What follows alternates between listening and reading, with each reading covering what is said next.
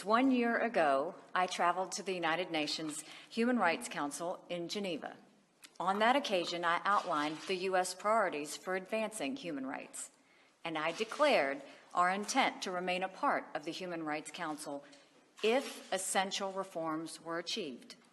These reforms were needed in order to make the Council a serious advocate for human rights. For too long, the Human Rights Council has been a protector of human rights abusers and a cesspool of political bias.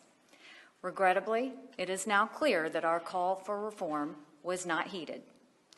Human rights abusers continue to serve on and be elected to the Council.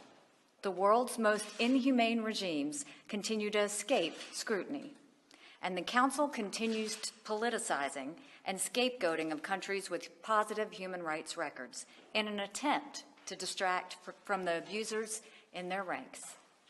Therefore, as we said we would do a year ago, if we did not see any progress, the United States is officially withdrawing from the UN Human Rights Council. In doing so, I want to make it crystal clear that this step is not a retreat from human rights commitments. On the contrary, we take this step because our commitment does not allow us to remain a part of a hypocritical and self-serving organization that makes a mockery of human rights.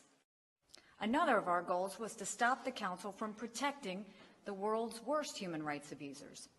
What happened? The Council would not even have a meeting on the human rights conditions in Venezuela. Why? Because Venezuela is a member of the Human Rights Council, as is Cuba, as is China. Similarly, the Council failed to respond in December and January when the Iranian regime killed and arrested hundreds of citizens simply for expressing their views. When a so-called Human Rights Council cannot bring itself to address the massive abuses in Venezuela and Iran, and it welcomes the Democratic Republic of Congo as a new member, the Council ceases to be worthy of its name.